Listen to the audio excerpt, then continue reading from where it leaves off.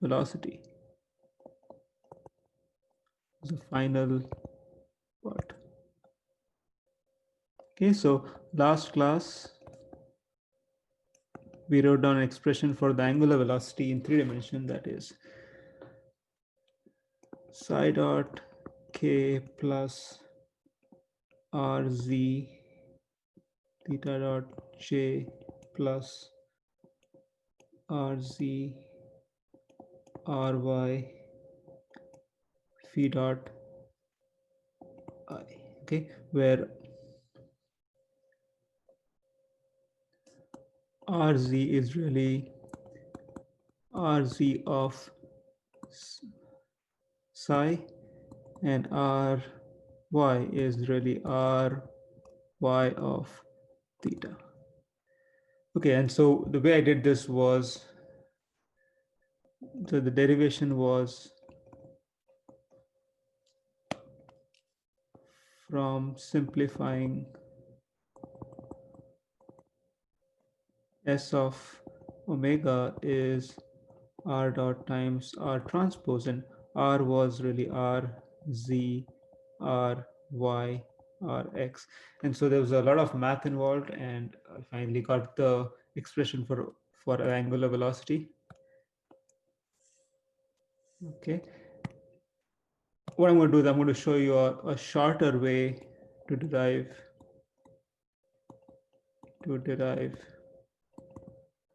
omega.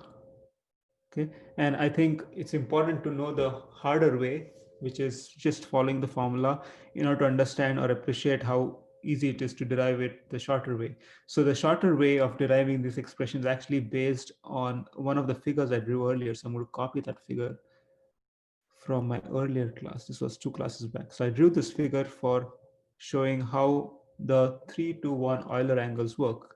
Rotation about the z-axis followed by y and then x.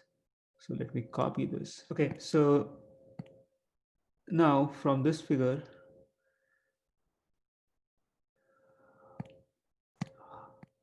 lost my pen.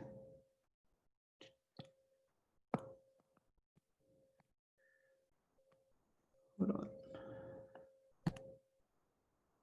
Draw. Okay, so I'm trying to find an expression for omega. Okay, and what omega is really telling me is how these uh, there's something to do with the rotations and the angular rates. Now, one way of thinking about omega is to see how we actually go about rotating about these axes. So first of all, we rotate about the z-axis, then y, and then x, which means that if you want to find the angular speed, then it's basically psi dot about z. Okay, where this is the first rotation. So let's just name all these figures 1 and 2 and 3, and so this is from 1. So if there was only one rotation, then that would be the angular speed, right? So that's simple. That's something which comes from 2 dimensions. It's just one rotation of one axis. Now if I want to go to the next rotation, then I would have to rotate by theta dot about the new, is that new y axis. So it's y prime. So you can do this addition because now the rotation is not about the world frame, about y, but it's about the new y prime, and that's what I wrote down here. And then finally, I have rotation about the new x axis, so that's x double prime.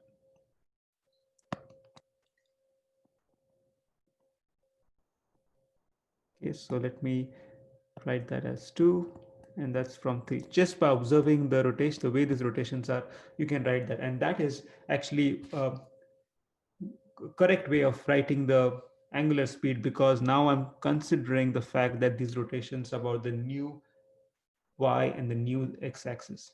Now all I need to do now finally to get the expression in terms of rx ry is to see how y prime and x double prime is related to x y z, which is in the world frame or fixed frame. So this is something we've done in the past. Theta dot H is y prime is obtained from, uh, well, 2 is obtained from 1 by undergoing a rotation about the z-axis, which means that if I want to find y prime, that's simply going to be rz, because of the rotation about the z-axis, times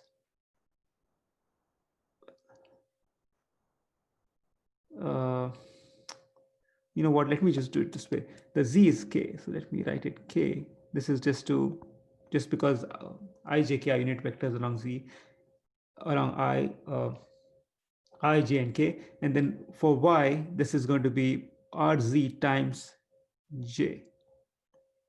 Okay, and the reason I wrote j is because uh, if you want to relate y prime with the original y, then you need to rotate about the z-axis by an angle psi. And similarly, for x double prime, if you want to go from x double prime all the way to x, which is here, you need to undergo two rotations. One is about the z-axis, which I'll write down here, and then you need to undergo rotation about y prime, which would be ry. So that times I. Okay, so this is the formula we can derive just by observing the rotations. And hopefully, well, you can compare this expression with the first one I derived.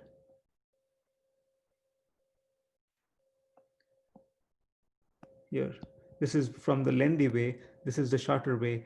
This actually checks out. Okay, it's the same expression, I just got it by looking at the rotations. Okay, so this is an easier way of finding the expression for omega. Now there's another formula I wanted to write down. This omega is about the fixed frame. Okay. Omega is about the fixed frame,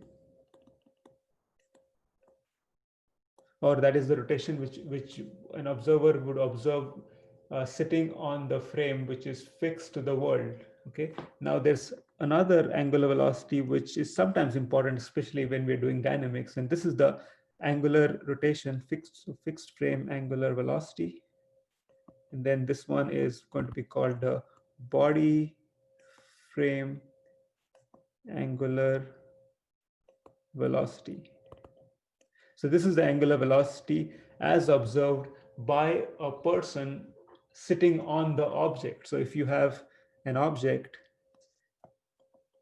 and this is my world frame x, y, z, and if somebody is watching the object from here, then this person would see that this object is spinning by an angular velocity omega. But if there was if there was a person sitting on the object, okay, and he or she was observing this object from sitting on on the object itself, then the angular speed would be different. It would be omega b. And clearly they are related, but they are two different angular velocities. Another way of thinking about this, if angular velocity is hard, is if there is a bus going, if you're watching the bus from the bus stop or on the ground, it has a certain speed. But if you were now transported sitting inside the bus and you are moving with the bus, then the speed of the bus relative to you is going to be zero because you are moving with the bus. This is something similar to that. Okay, not exactly, but it's close. So that way you understand what body and fixed frame rotations are. So we can also derive an expression for the angular velocity in body frame. Okay, which is again doing the same math, which is if you have these three transformations where you go from fixed frame to the body frame and by undergoing three rotations, then the body frame rotation is, well, since you go from uh, maybe I need to essentially copy paste that figure again so it's easier to understand. Let me go back and copy the figure I had drawn here.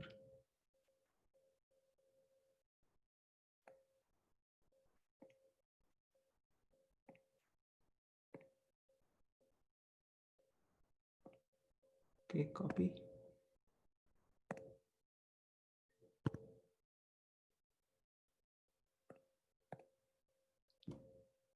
Okay.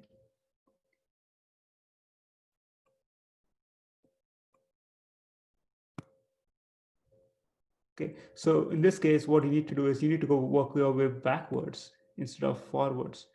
Okay, what I mean by that is if you want to find the angular velocity in the base frame, okay, you basically start at 3 and go from 3 to 2 and 2 to 1 because the object, when it's rotated and it undergoes 3 rotations, it would have been this configuration. So if I prime, j prime, k prime are the unit vectors in body frame,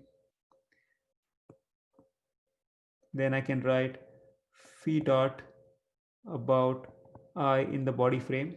Okay, that's going to be, again, that's the angular speed in this configuration, the last configuration, because you need to go backwards to go to the fixed frame. Plus, there would be theta dot about the y-axis. So that will not change, it'll be the same. And then, or if you like, you can write this about x double prime, okay, plus finally psi dot about the z-axis. Okay, so it's basically, if you look at the formula, it looks exactly the same, except that now I need to write this as the x would be I prime, because that's the final configuration which is in this frame, plus theta dot. So now I need to go and work my way from 3 to 2 instead of 2 to 3, which I did previously. So in this case, it's going to be R inverse of the third rotation, which is x, times y prime. So that would be simply j prime plus, now going from third to 1, I need to go undergo 2 rotations. One of them would be about x, that's the first one. So that goes from 3 to 2. And if I want to go from 2 to 1, that's going to be r y inverse. And that will give me k prime.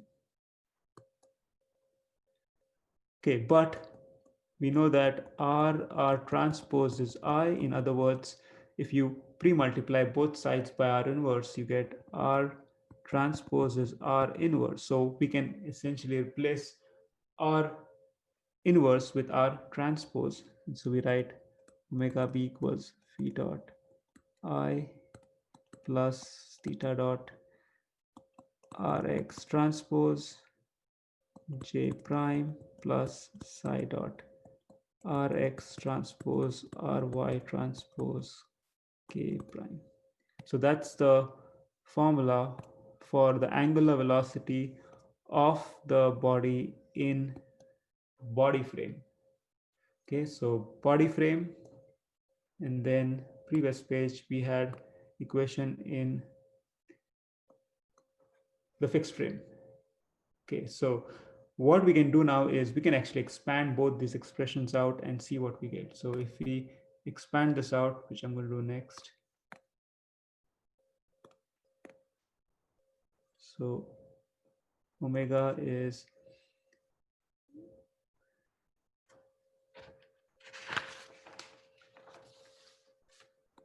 psi dot k, or if you want to write k, the other way to write k is 0, 0, 1 plus rz times theta dot. The other way to writing j is 0, 1, 0. And then we have rz times ry times phi dot 1, 0, 0. So if you do the sub in the value for rz and ry, you end up getting an expression which looks a lot simpler. It is simply cosine of psi, cosine of theta minus sine psi 0, cosine of theta, sine of psi, cosine of psi 0, and then minus sine theta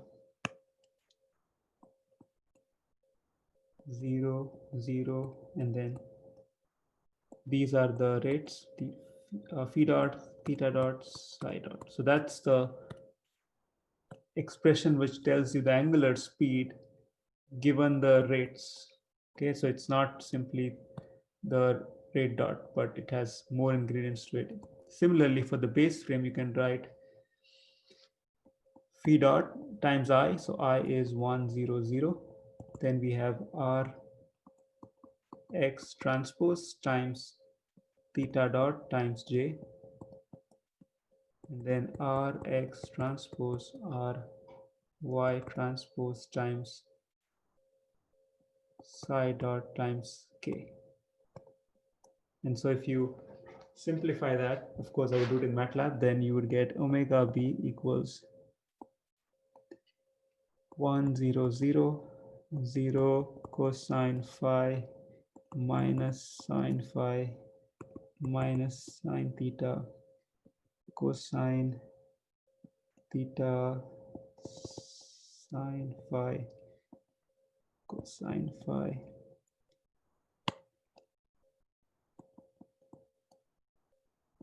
cosine theta, then phi dot theta dot psi dot.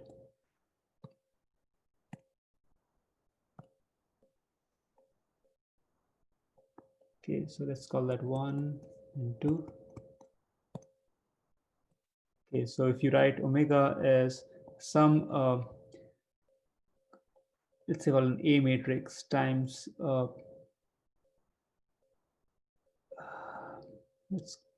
mean, this is capital theta. Let's call that capital theta. That basically encompasses all the three rates.